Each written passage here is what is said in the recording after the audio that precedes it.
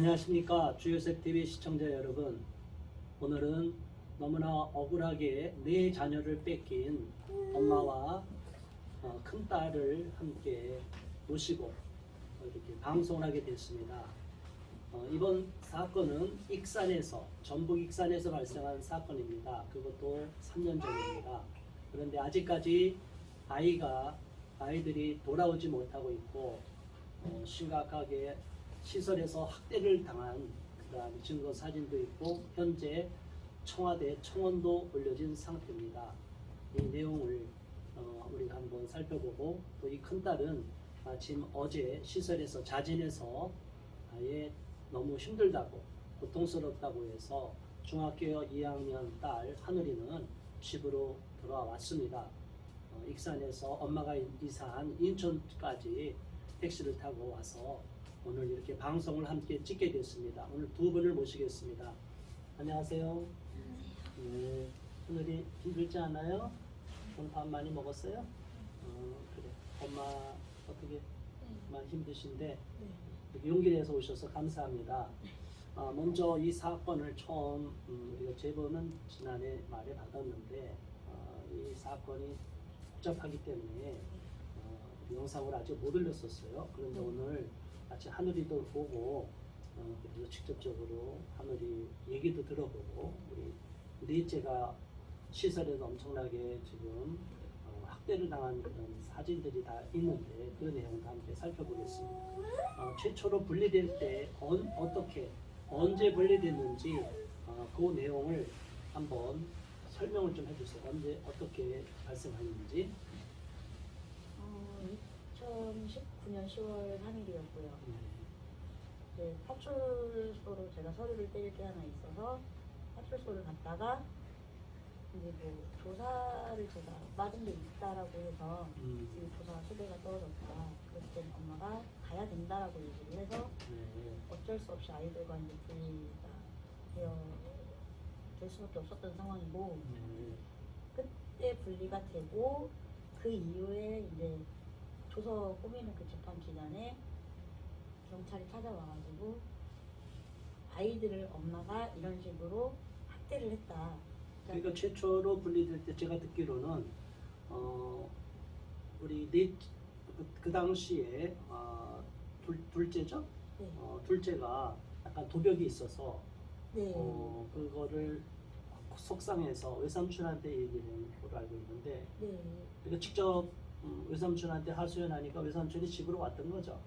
네, 전화를 해서 이제 제가 저희 친정 오빠한테 우리 둘째 태훈이가 자꾸 슈퍼에서 이제 나쁜 짓도 하고 슈퍼 이모한테 전화도 오고 이게 한두 번 정도는 그냥 넘어가 주셨는데 이거는 애기가 잘못될까봐 미리 이제 엄마한테 말씀을 좀 드려야 될 것 같아서 전화를 드립니다. 좀 마트로 좀 와주세요 해서 갔는데 껌을 2통을 아이가 가져온 거예요? 네, 그냥 주머니에다 넣어가지고. 한 번이 아니라 여러 번인가요? 네, 3번 세 이상, 번. 최소 3번 이상이고. 네.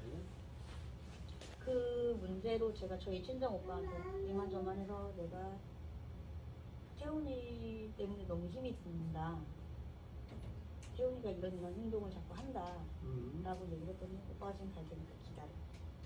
해서 이제 오빠도 그렇고 올케 언니도 둘이 같이 왔어요. 네. 와서 이제 둘이서 저하고 올케 언니는 거실에 앉아 있었고, 저희 친정 오빠가 둘째 태훈이만 데리고 방으로 들어간 뒤에 효자손으로 애기 발바닥을 때렸어요. 때리고 심하게 때렸군요. 때리고 처음에 타일르고 그러진 않았나요? 그냥 막 처음에 제 주머니에서 그렇게 했을 때는 저희가 경찰 파출소도 직접 찾아가서 경찰 아저씨한테 이제 사정 얘기를 하고 훈육 차원에서 아이들한테 좀 알아듣게 얘기 좀 해주세요 라고 얘기도 하고, 파출소 아저씨들도 너네 이렇게 자꾸 나쁜 짓 하고 엄마 주머니에서 손대고 이러면 아저씨가 저기 감옥에 데리고 갈 거야 이러면서 이제 타일르기도 했고, 아이들이 이제 그걸로 인해서 울기도 하더라고요. 근데 안 하겠지, 이런 행동을 안 하겠지라고 생각을 하고 저는 이제 믿고 아이들을 지금까지 케어를 해왔던 건데, 19년도 6월 달쯤에 아이가 슈퍼에서 그런 행동을 했다라는 전화를 받고 친정 오빠한테 전화를 했고 네. 친정 오빠가 집에 와서 아이를 때리고 음. 이제 첫 번째로 오빠가- 발바닥을 때린 거죠? 네. 효자손으로. 그러니까 발바닥을 이렇게 대고 있으면 여기를 때렸어요. 음. 때렸는데 여기를 팔로 이렇게 잡았어요. 발로.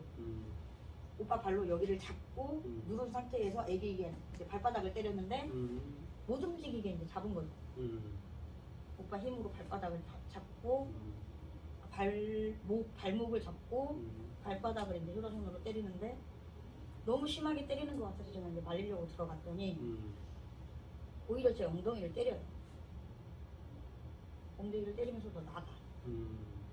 그러니까 방금 너무 문을- 감정으로 좀 잘못한 거예요, 여성친은. 네. 너 아이들 나가 여성친. 이러면서 문을 잠궈버리고 음. 이제 저희 올케 언니도 저도 이제 거실에서 이제 아기가 계속 막고 있는 소리밖에 못 듣겠더라고요. 아기가 계속 막고 있는데 아파하는데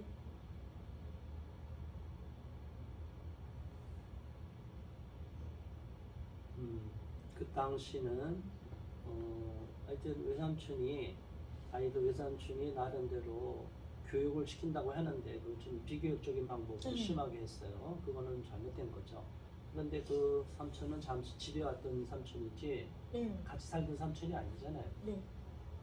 그러면 그 삼촌에 대해서 오히려 학대 행위자로 삼촌을 신고를 하고 그 삼촌에 대해서 처벌이 가게끔 해서 교육을 시키든가 그럴 경우는 뭐 상담 교육을 위탁하든가 뭐 이렇게 교육받는 게 있잖아요. 네. 그래서 삼촌이 처벌을 받아야 되는데 왜 엄마가 처벌이 받게 됐어요? 그러니까 학교 저희 둘째 아이 학교 그 복지 선생님이 아이의 다리 상처를 보고 아이는 이제 그때 당시엔 저 혼자 이제 아이들 4명을 케어를 하고 있는 상황이었고 저 혼자 이제 아이를 케어를 하다 보니까 복지 선생님은 제가 때린 걸로 이제 오인을 하시고 신고를 엄마가 학대를 했다, 신체 학대를 하고 있다라는 걸로 이제 아버전에다 신고를 하셨고 아버전에서는 제가 한 걸로 저는 이제 누명을 쓰고 제가 대신 지금 처벌을 지금 받고 있어요. 그러니까 그때 강제로 분리된 게 그때 최초로 그 사건이 일어나고 나서 6월경인데 6월이나 7월 한 3개월 정도 지나서 한 3개월 정도 지나서 아이가 강제 분리됐다는 거예요. 네. 신고 들어가도 처음에는 이 사안이 엄마가 행위자가 아니기 때문에 그쪽엔 분명히 파악이 됐을 거 아니에요. 엄마가 때린 게 아니다. 삼촌도 인정했잖아요. 삼촌도 인정했죠. 아니요, 삼촌을 직접적으로 삼촌을 만나서 삼촌한테 물어본 것도 아니고요. 아버전에서는 그냥 엄마가 학대를 한 거다. 그리고 강제적으로 아이들을 만약 삼촌한테 가서 삼촌이 때렸냐, 그다음 삼촌도 때렸다고 얘기할 거 아니에요. 아니요, 안 할 사람이 왜? 자기 피해 보는 게 싫어서. 그걸 때려놓고. 네, 그러니까 제가 그 아이들 분리되고 난 이후에 저희 친정 오빠랑도 그것 때문에 몇 번 싸웠었는데 오빠가 한 행동 하나 때문에 나는 우리 아이들을 지금 1년 이상을 그때는 떨어진 지 1년 정도 됐을 때여서 1년 이상을 내가 지금 우리 아이들을 못 만나고 있고 못 보고 있다. 이거에 대해서 오빠가 책임을 져야 되지 않겠냐. 그럼 신고해. 내가 때린 걸로 신고하라고 이러면서 오히려 저한테 화를 내더라고요. 실제로 학대를 아이들 외삼촌이 한 거로 지금 말씀하셨는데 그러면 그 삼촌은 자기가 때렸다 이렇게 인정을 안 했나요? 네, 인정을 안 해요. 네가 신고하려면 해라. 이런. 그런 무책임한 게 어디 있어요? 지금 현재는 제가 이제 누명을 쓴 상태고 제가 지금 그 처벌을 제가 집행유예로 지금 받고 있어요. 그리고 그 집행유예라는 처벌을 받고 그런데 이 진술을 경찰에서도 했잖아요. 네. 시청 아버지는 했잖아요. 네. 그러면 그 삼촌한테 가서 물어봐야 될 거 아니에요. 조사를 했어요? 전혀 신경을 아예 안 써요. 왜 조사를 안 해? 이미 아이들은 분리가 된 상태고 엄마가 처벌을 받고 있기 때문에 자기들은 책임이 없다. 아니 처음에 분리될 때 법원에 그 조사서를 다 올리는데 네. 그 다 조사해갖고 올릴 때 처음에 이런 사건이 있으면 삼촌이 가해자인지 아닌지를 확인해야 될 거 아니에요. 확인도 안 하고서 일방적으로 분리시켜 놓고 네. 엄마 말은 전혀 듣지도 않고 네. 이거는 분명히 문제가 발생하고 그 삼촌도 본인이 행위에 대해서 잘못을 했으면 인정을 해야 되는데 네. 조카가 이렇게 4명이나 강제로 분리되어 있는데도 나 몰라라 무책임하고 그렇다면 그 오빠에 대해서도 법적 책임을 물어야 될 것 같네요. 그러면 자 이런 부분은 양쪽에 다 문제가 있는 어쨌든 그렇다 하더라도 아동보호 전문기관이나 그쪽에 시청 여기에 익산시청, 익산아보전에서는 이 부분에 대해서는 전혀 관심도 안 갖고 있기 때문에 이 문제는 책임을 져야 된다고 생각합니다.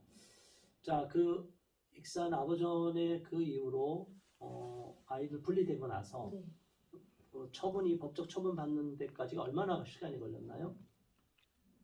처음 재판 받았을 때는 몇 달 안 걸렸고요. 네. 이번에 2차적으로 그 아이들 1차 재판에서 기다릴 때 네. 판결 받기 전에 2019년 최초 분리된 게 10월 3일 날로 알고 있는데 네, 10월 3일 날 제가 그날 그 조서 안 받았다는 걸로 구속됐어요? 네. 구속돼서 얼마 있다 나왔어요? 한 달 반 있었어요. 뭘 안 받았다고? 조사를? 조사 안 받았다. 무슨 조사를 안 받아? 경찰 조사? 네, 경찰 쪽에서 왜 조사를 안 받아요? 그 당시 있는 거를 모르고 있었어요. 전혀 제가 조사가 아이들 있는지를 네, 아이들을 키우고 있는 상황에 아니 그 다음에 경찰이 충분히 통보했을 거 아니야? 아니요, 경찰이 뭐 따로 저한테 얘기해 준 거는 없었고요. 근데 무슨 구속을 해? 조사를 안 받았다고 구속을 해? 네, 그 구속 수배가 떨어져 있다. 아니 구속 수배가 아니라 이 뻔히 주소지에 있는 사람을 아니 조사하면 조사해오라 전화도 하거나 네, 통보하고 전화도 유무선으로 네, 통화도 하고 문서로도 이렇게 알리면 당연히 수사가 진행이 되는데 네, 근데 그건 저 안 알려준 받아본 거죠. 게 전혀 하나도. 전화 받은 것도 없죠. 네, 이런 익산경찰서에 이 사람들도 다 책임이 있습니다. 이거 직무유기, 직권남용이 죄가 다 해당이 되기 때문에 우리가 이것도 반드시 법적 조치를 자문을 통해서 법적 조치를 취할 것입니다. 최초 조사 자체가 문제가 발생했고 그리고 이런 억울한 문제나 잘못된 사실관계를 알렸는데도 불구하고 익산아보전, 익산시청에서는 전혀 여기에 대해서 이 피해자 부모를 학대 행위 의심으로 신고됐다고 뭐 행위자로 이미 다 저들은 혐의를 씌워서 억울하게 한 사람을 행위자로 몰고 그 네 자녀를 강제로 빼앗아간 인권 유린, 인권 만행 사건입니다. 시청자 여러분, 이 사건을 통해서 어떤 마음이 드십니까? 우리나라의 이 아동 인권이 이렇게 짓밟히고 또 한 가정이 처참하게 무너지는 이러한 현실을 볼 때 너무나 안타깝고 속상한 마음이 듭니다.